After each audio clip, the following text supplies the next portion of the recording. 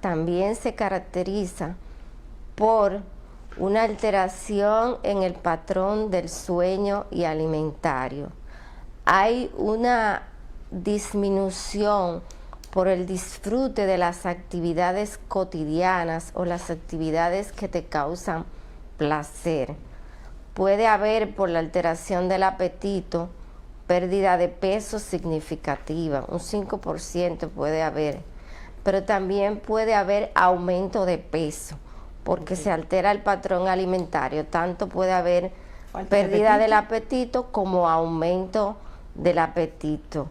Hay una sensación de minusvalía, hay desesperanza, que es un síntoma significativo, y hay disminución de la como lentitud. La persona se puede poner como lenta, como con falta de motivación para moverse.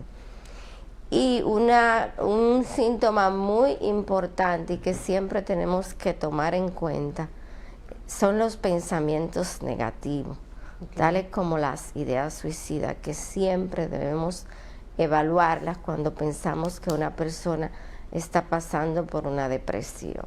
Una pregunta ahí, porque mencionaste todo lo que era, quizás se pudiese ver obvio cuando uno está en un estado depresivo, pero hemos visto últimamente personas que supuestamente están alegres, están activos, sonrientes, y de repente tuve la noticia, fulana se suicidó, fulano se suicidó, y cuando vamos atrás tenía una depresión mayor, un tipo de depresión. Entonces, ¿cómo hacia afuera se ve?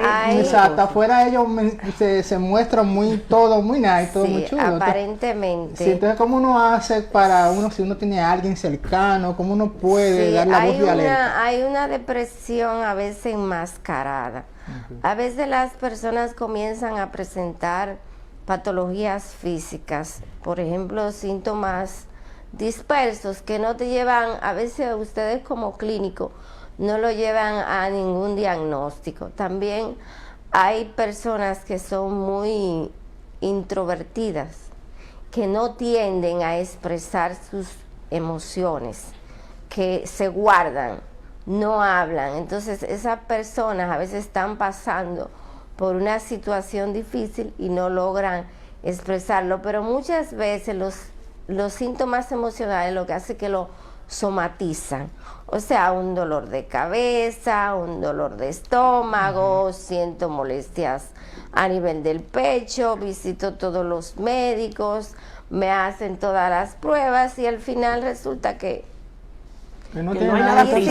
Por eso hay una pregunta muy interesante que decía el doctor Ciliel, neurólogo que falleció recientemente. Él decía que pocos médicos le preguntaban a sus pacientes, ¿usted se siente triste? Y a veces solo con hacer esa pregunta, el paciente puede abrirse, porque a veces tenemos que ver el estado emocional del paciente, que lo está enmascarando con muchas cosas. Por ejemplo, mira, uno como clínico, yo como clínico recibo muchos tipos de esos pacientes y a veces yo les digo que hablen, que se suquen. Entonces, exacto. Pero tenemos como decimos, un tabú que nosotros cuando le decimos que tienen que ir a salud mental, no quieren. Entonces yo lo que trato es muchos se molestan incluso, exacto, el paciente o los familiares. Y dejan de ir donde ti. Pero yo lo que hago es, como dice la doctora, que hay que buscar, como somatizan, uno tiene que buscar todo tipo, hacerle todo tipo de análisis. Mira, tú no tienes nada, vamos a ir a salud mental. Claro. Y explicarle la razón. Uno no tiene que decirle, mira, tú vas a salud mental, ahí no es solamente como dicen, es que yo estoy loco. No solo los locos van a salud mental, es para que no llegue a... Exacto. No, y la depresión es la enfermedad más común en salud mental. Exacto. Y representa un 5% de las enfermedades mentales y la padece un 5% de la población mundial. O sea, es un factor de riesgo importante para el suicidio. Así es. De hecho, es algo que le causa mucho malestar al paciente, por eso yo pienso que quizá lo que más frecuentemente buscan ayuda, aunque hay un porcentaje alto que, por los mitos que ya hemos hablado, que piensan que si voy al psiquiatra ya perdí la cabeza. Doctora, Ya que usted comentaba que es, digamos, una enfermedad, digamos, no es una enfermedad como cualquier otra que el paciente no decide tener. A veces tenemos una persona con depresión y es común que los familiares, las personas cercanas, pues recurran a decirle, pero mira, pero tú estás bien, tu familia está bien, tu esposo te quiere mucho, te va bien económicamente, todo está bien en tu vida. O sea, Exacto. ¿por qué tú estás deprimida?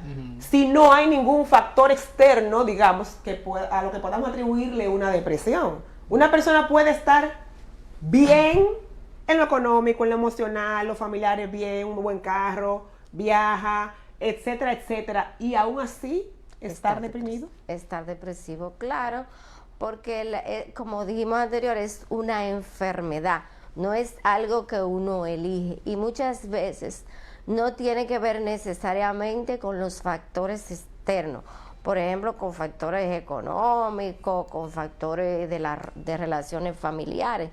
Eso puede ser factores desencadenantes en algunos casos, pero hay un descontrol a nivel del cerebro, o sea, hay sustancias que se alteran, que llevan a que esa persona esté deprimida. Y a veces los familiares con esa actitud lo que hacen es que la persona se deprima más o se sienta incomprendido. ¿Por qué? Porque yo me siento mal y tú me estás diciendo que yo tengo todo para estar bien. Sin embargo, es la pregunta que ellos le hacen a uno, doctora, pero yo no tengo por qué sentirme así. Exacto. Y yo le digo, lo que sucede es que esto es una enfermedad como cualquier otra.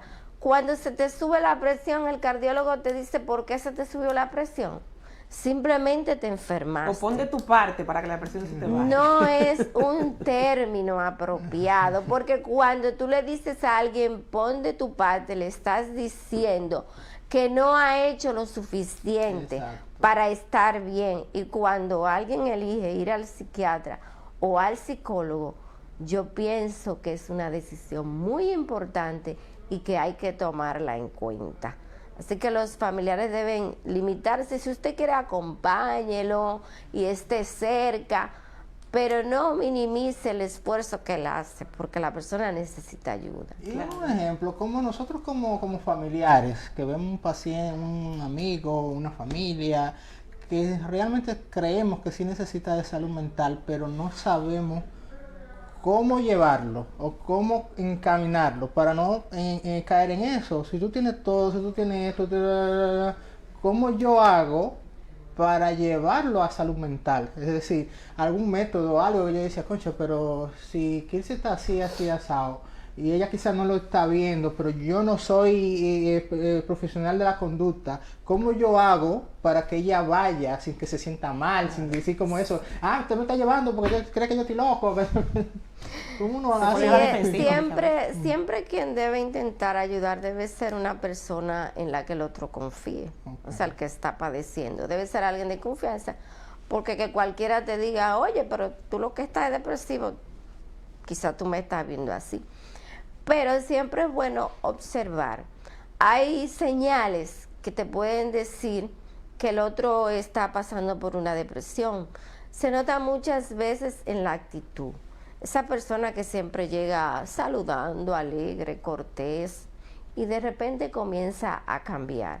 Esa persona que comienza a aislarse, a alejarse de los amigos, que tú no lo ves, que está ingiriendo los alimentos que necesita o no está descansando, o incluso su apariencia personal.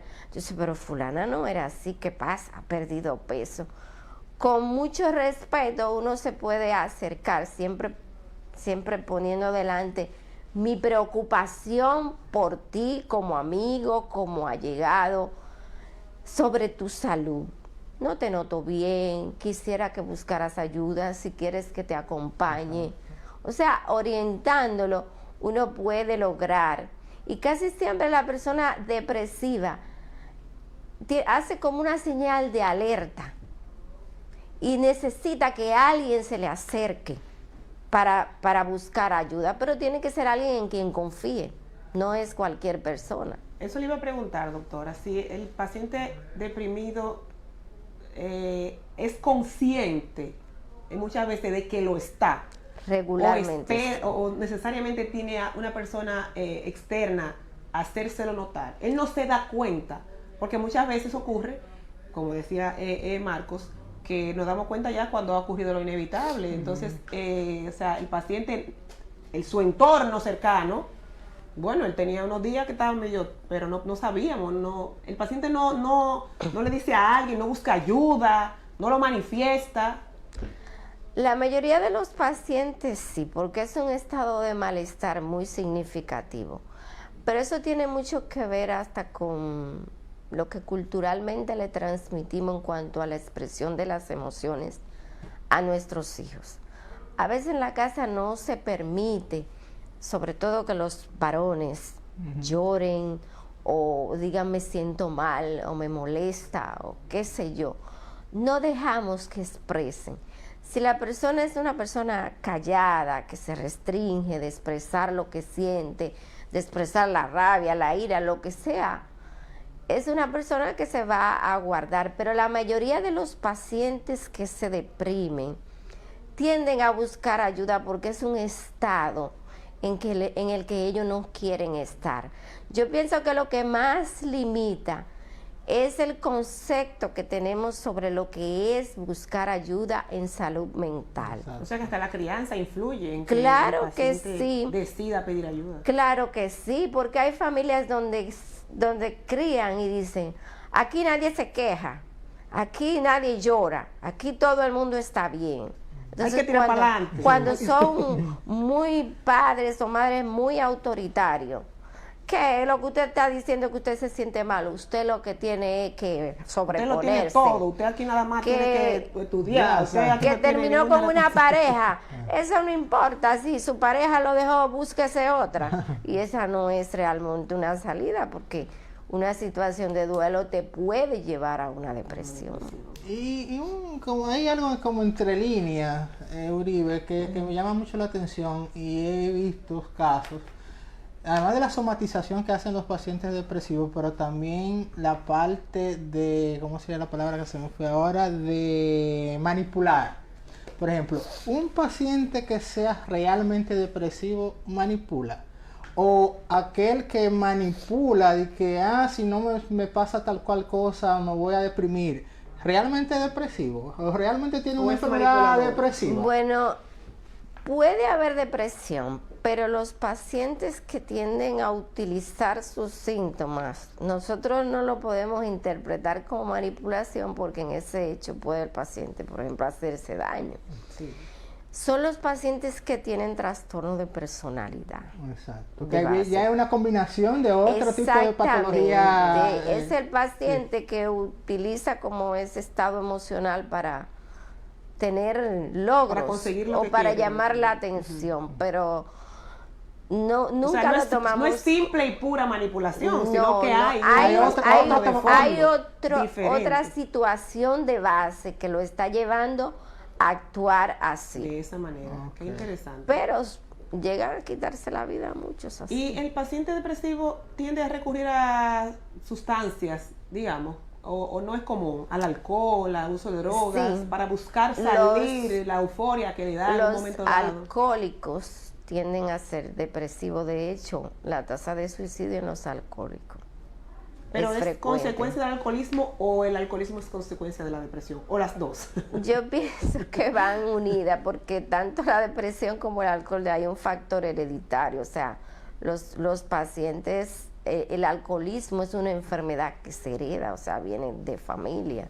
Okay. Entonces van como ligados. Casi siempre el paciente alcohólico tiende a ser depresivo. Okay. Y muchos jóvenes, por ejemplo, que se deprimen, caen en uso de sustancia como para enmascarar el malestar que sienten. Para retrotraerse, digamos, de ese estado de ánimo. De ese estado en que se encuentran. Qué difícil esos casos, porque entonces ya tenemos dos problemas de trabajar. Sí, tenemos una patología dual.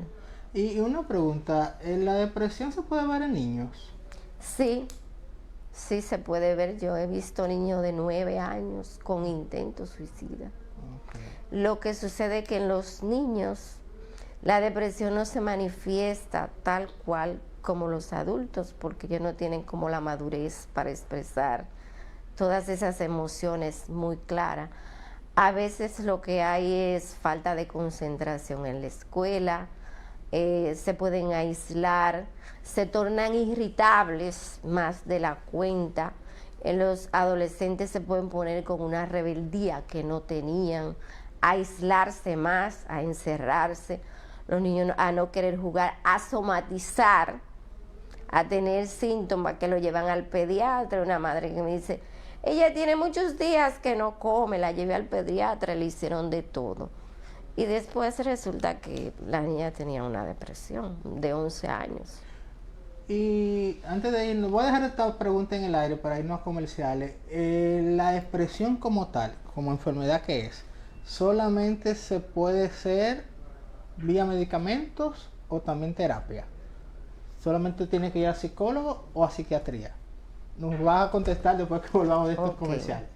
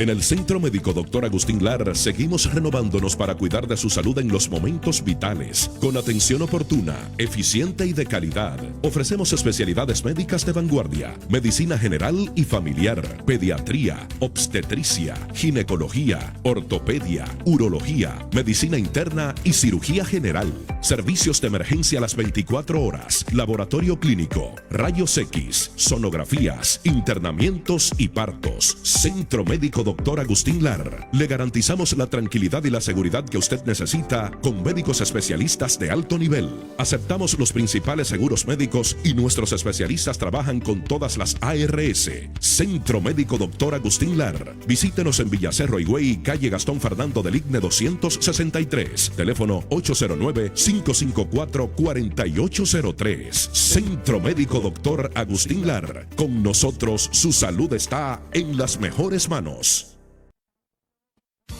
Doctor Luis Espinosa, cirujano ortopeda traumatólogo, egresado del Hospital Darío Contreras, con una subespecialidad en cirugía artroscópica. Manejamos todo tipo de dolor lumbar, dolor de espalda, articulaciones, dolor en las rodillas y manejo de osteoporosis. Doctor Luis Espinosa, cirujano ortopeda traumatólogo, brindando sus servicios en la Clínica Doctor Sedano, segundo nivel. Teléfono 809-787-7817. En un mundo donde todos corremos sin pausas, donde se presentan complicaciones que pueden afectar tu salud, en el Hospital General y de Especialidades Nuestra Señora de la Alta Gracia, HEMSA, estamos de tu lado para brindar una atención integral, oportuna y humanizada a cada paciente. Contamos con una gama de especialidades médicas a la vanguardia, con un equipo humano, calificado y comprometido con la excelencia para responder a las demandas de salud de la población. Somos un centro moderno y con amplia capacidad tecnológica. Proporcionamos servicios oncológicos para el tratamiento del cáncer de mama con una asistencia personalizada. En el Hospital General y de Especialidades Nuestra Señora de la Alta Gracia, HEMSA, aceptamos todos los seguros médicos. Hospital HEMSA, comprometidos siempre con tu bienestar.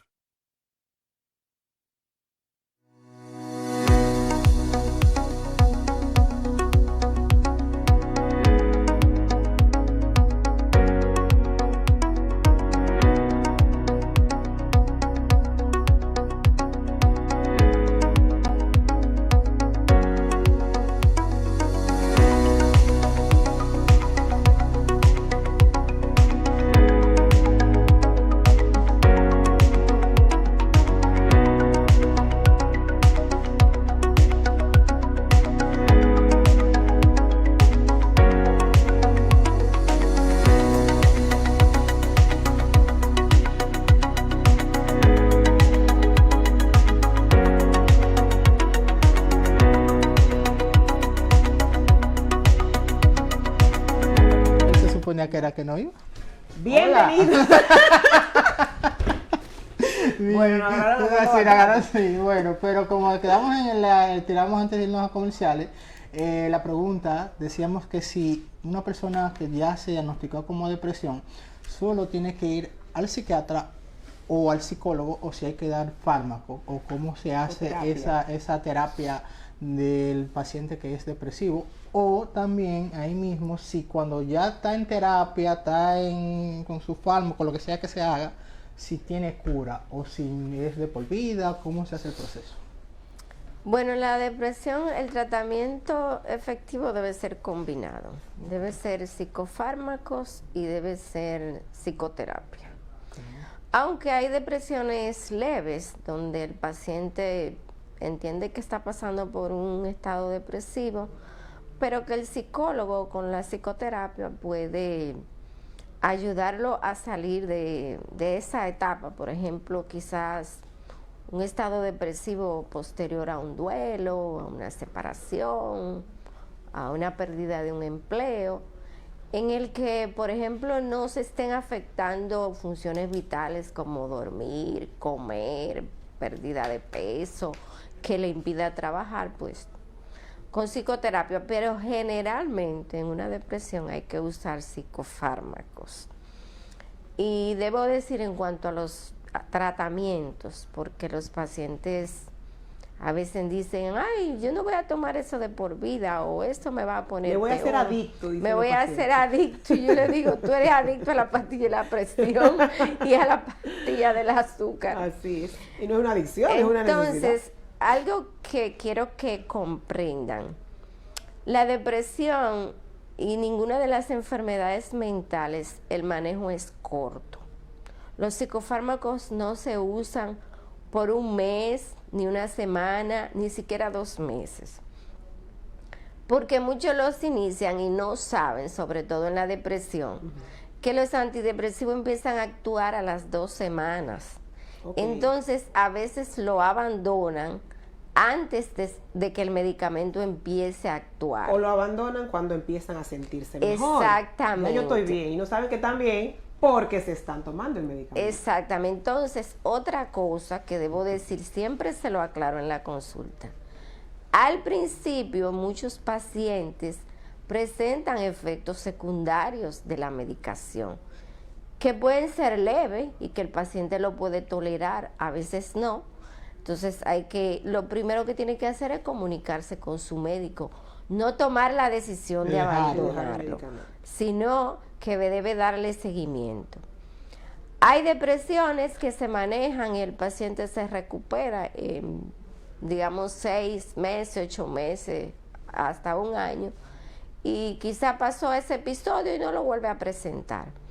Pero hay muchos pacientes que pueden tener recaída y otros necesitan tratamiento de por vida. Que vienen siendo en esos casos, doctora, lo que usted mencionó al principio, de pacientes que son endógenos, que son porque son sustancias químicas que no la están manejando o no están suficientes en el cerebro, y por eso tienen que usarla de por vida. Así, hay muchos que son resistentes a los tratamientos, que hay que estárselo cambiando constantemente para que puedan mantenerse. El uso de sustancias en los padres, por ejemplo, en la madre durante el embarazo, de alcohol, de algún tipo de droga, ¿tiene algún grado de repercusión en que el hijo pueda más adelante tener trastornos depresivos? ¿O no es un factor? Bueno, no es un factor, aunque el consumo de sustancias puede predisponer a muchas cosas en un embarazo, porque ni siquiera alcohol se debe tomar. Pero como factor de depresión, por ejemplo, en los adultos, en los niños, los factores relevantes son, por ejemplo, la pérdida de uno de los padres en la infancia, el abandono, el abuso de cualquier tipo predispone a los niños. Hoy que está tan de moda el bullying. El bullying en la escuela o en el entorno, a veces familiar, sí, es un factor en los adolescentes. Lleva a los niños a deprimirse.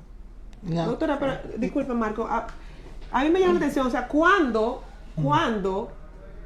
el relajo pesado se convierte en bullying? Porque es común que el chiquito o el más grande le quite al chiquito un juguete, o que el jovencito, qué sé yo, en un momento dado tenga un intercambio y el más fuerte pues siempre va a tratar de tomar ventaja de su fortaleza. Y eso digamos que es parte del desarrollo de los niños. Pero cuando eso se convierte ya en un problema como para llevar a un niño a un estado depresivo. El bullying es un abuso, o sea, es abuso, ya pasa de ser el juego común y corriente, pesado, ya viene, bueno, está el video ese que salió del estudiante que le dio una golpiza a otro, o sea, eso pasa cuando ya el compañero se convierte en el hazmerreír del otro. También el que padece bullying es una persona vulnerable, es como las personas, como las mujeres que son maltratadas, que tienen algún grado de vulnerabilidad para caer en eso. Tanto el que maltrata como el maltratado tiene problemas y necesita ayuda, no es solo el que sufre el bullying. Exacto. Porque el que hace el bullying es una persona que transgrede, que va más allá, llega a lo físico, llega al acoso. O sea que también al abusador y al agresor hay que tratarlo, no solamente a la víctima. Lógicamente. Sí, porque se ve como algo, entre comillas, normal, que como nosotros también acostumbramos ahora, los papás nuestros, los papás de ahora, nosotros, pero eso pasaba en mi época y no yo tenía que llevarlo a la terapia. Defiéndete, dale. No entonces, exactamente, entonces llevamos eso como que era algo normal, porque lo veíamos, quizás lo habíamos normalizado. Pero se supone que vamos evolucionando. Exacto. A veces queremos ir cambiando en algunas cosas, pero en otras no queremos ir cambiando. Y la manera de criar nuestros hijos ha ido cambiando. Claro, hay valores morales que tienen que permanecer, pero ya un niño de la época de nosotros no es un niño de ahora, claro, que maneja la tecnología y maneja la comunicación y la información que nosotros antes no teníamos. Entonces tenemos que en todo adaptarnos a los tiempos. Eso es así. Mira, Uribe, una palabra que una de las primeras preguntas que hizo Kilsi fue acerca de que cuando el duelo se convierte en depresión, pero la pregunta mía sería, ¿qué tiempo, no importa el duelo que sea por una pérdida física, sea amorosa, cualquier tipo de duelo, cuál se supone que sea el tiempo que debe durar un duelo para entonces yo buscar ayuda? Es decir, pero caramba, fulano ya tiene tanto tiempo y está ahí, está estancado, ¿cómo yo salgo? ¿Cómo yo le ayudo a esa persona? ¿Cuándo debe El tiempo de buscar ayuda lo define el tipo de malestar, porque yo he recibido personas que se le murió el familiar ayer, está en un duelo y ya a los 2 días se salió de control. Entonces lo que define el momento en que tiene que buscar ayuda es cuando ya esa persona entró en un estado depresivo que no puede manejar, que no le permite funcionar, que lo mantiene, como usted dice, esta persona se quedó encharcada en un duelo. Hay personas que un duelo se le puede resolver en 1 año, en 2 años, en 6 meses, qué sé yo, pero 2 años diríamos que puede superarlo y ya recordar a su familiar sin ese dolor que le causa, ya más con alegría, pero para buscar ayuda lo que hay que ver qué tanto le está afectando a esa persona en su vida cotidiana. Exacto. Y una pregunta, es común que sobre todo voy a tocar un tema sensible, es refugiarse en la religión pensando que cuando yo recurro a Dios y todo eso el problema va a pasar, porque es común en aquello de pon de tu parte, vete para la iglesia, que eso es que papá Dios te falta en la vida y todo lo demás, y hay personas que se refugian en eso, que está muy bien hacerlo, sí, claro. Pero eso es, digamos, una parte del todo que yo debo hacer, o sea, porque tengo que recurrir necesariamente a la ayuda de un profesional en salud mental. Sí, ocurre con frecuencia y no solo en la depresión. Muchas personas que están entrando en cualquier enfermedad mental, lo primero que recurren, si son creyentes, claro, es a ir a la iglesia. De hecho, yo recibo muchos pacientes que me lo llevan pastores, porque ellos son los que identifican, por lo menos ya hay una gran apertura a nivel religioso a reconocer que no es algo espiritual. Hay muchos que todavía lo creen, pero muchos pastores reconocen que ya la persona está en un estado de depresión, un estado de ansiedad, y son ellos que lo llevan a la consulta. Pero sí, porque usted sabe que si yo creo en Dios, Dios es lo primero que voy a recurrir, Claro.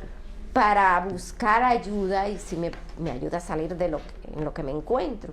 Así que no es muy común. Y hay un dato que recuerdo en mi época cuando yo roté por el padre Villini, veíamos y hicimos esa cuestionante de que había muchos pacientes psiquiátricos que estaban allí, y había un grupo que eran mágicos religiosos, es decir, que la misma quizá búsqueda de quizá esa ayuda, entonces se enfocaron tanto en eso, Sí. que lo que hizo fue que fue peor la situación. Sí. Entonces, Exacto. vi ese caso que se da mucho, o se daba en ese entonces, que me imagino que debe de Pensamiento seguir. mágico Sí, religioso. sí, es frecuente. Lo que sucede es que los síntomas del paciente van muy asociados a la religión o al entorno en que se desenvuelve.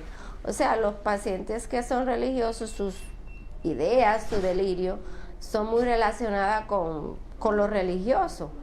Y algunos, cuando entran en ese estado, dicen, ve a la iglesia, y van a la iglesia, entonces se vuelven como muy fanáticos de los temas religiosos. Una última pregunta, porque ya no están haciendo señas. Papá, que cortemos. Tengo una, Sí, una. pero Tengo vamos a una, hacer tengo esta, una. vamos a hacer rápido para que entonces tú puedas hacer la tuya para cerrar. El entorno familiar. Una persona que es depresiva, sabemos que el entorno familiar se pone un poco tenso. Entonces, es bueno que esa persona vayan también a terapia, junto a hacer una terapia familiar, o puede ser que esa persona que esté a mi lado me influya a que yo también caiga en una depresión. Es correcto cuando hay cualquier tipo de patología, pero estamos hablando de depresión. Que la familia pueda entender lo que está pasando con el paciente. De hecho, yo siempre trato de buscar los familiares. O sea, si es un esposo, una esposa, un hijo, es bueno que todos entiendan por lo que está pasando esa persona, para que haya un poco más de empatía. Y no se va a contagiar el otro si no tiene una predisposición a deprimirse, porque haya alguien depresivo, pero sí, por ejemplo, una madre depresiva va a influenciar bastante en un niño que está en formación en cuanto a lo que el niño observa en su madre. Una madre depresiva no puede llenar las expectativas que tiene un niño, o sea, no lo puede cuidar. Por eso la necesidad de cuando por ejemplo, las que dan a luz en el posparto y caen en depresión, Sí. manejarlas, porque esa madre está ausente y el niño la necesita en ese momento. Ahí era mi pregunta. De Para hecho, cerrar. para cerrar, tocar ese temita brevemente, la depresión posparto. ¿Qué pasa en esta mujer? ¿Ella tenía un factor predisponente o simplemente fue algo que ocurrió de manera esporádica? ¿Ella puede más adelante tener nuevos episodios o es algo que ocurrió simplemente por la alteración hormonal? En la depresión posparto, ¿qué es lo que ocurre? Regularmente hay un antecedente psiquiátrico familiar. En las enfermedades mentales la herencia tiene un factor preponderante. Tiene antecedente, puede tener antecedente de haber presentado algún episodio. ¿Ella o un familiar? Ella o un familiar, o sea que los antecedentes psiquiátricos familiares de depresión la predisponen. Pero hay otros factores agregados, por ejemplo, esas mujeres que tienen muchos conflictos durante el embarazo con la pareja, que a veces se separan, que a veces fue un embarazo no deseado, que el embarazo viene con complicaciones, los embarazos que son muy buscados, muy deseados, a veces cuando la madre llega al momento del parto puede presentar cae, el episodio. es frecuente, sí. No, y frecuente que los familiares, pero mira tu niño tan lindo, tanto Sí. que tú, ok, Sí, tantas pero cosas. ella no logra hacer Todavía- ese- Con lo ese demandante match. que es el apego. posparto, o Sí. sea, con lo demandante que es Muy el posparto en difícil. circunstancias normales, imagino lo terrible de manejarlo, pues también teniendo Sí, una depresión es postparto. muy difícil. Bueno, pues vamos a darle gracias a la doctora Uribe por estar aquí con nosotros. Así que sé que hay mucha tela por donde cortar en salud De la mental. primera Sí, visita. la primera visita vamos a tener aquí con nosotros. Agradecerle y a aquellos que necesiten una consulta con ella en salud mental, pues ella se encuentra en los consultorios doctora Ana Santana, que están ahí en la Avenida Libertad. Casi al lado del laboratorio 151, casi ahí al lado de referencia. Vamos a darle la payola ahí a referencia. Sí, a ver si se anima y nos dan el anuncio. Pues bien, ahí pueden encontrar a la doctora Uribe. Uribe, gracias por estar aquí con nosotros. Gracias, y me dejan hacer un saludito. Por Sí, supuesto. claro. Muy especial para una fans muy especial, para Mónica Tejeda, un saludito de mi parte. Así Ah, es, bueno. una cumpleañera, doctora. Ah, verdad que sí. Ya no vamos. La cumpleañera, la doctora Katiuska Gómez, que Así estuvo aquí con es. nosotros anteriormente. La doctora Katiuska tuvo de cumpleaños, así que Muchas felicidades para la doctora. así es. Pues nos vemos y vean este Chao. programa mañana a esta misma hora y en la YouTube. Bye. Bye bye.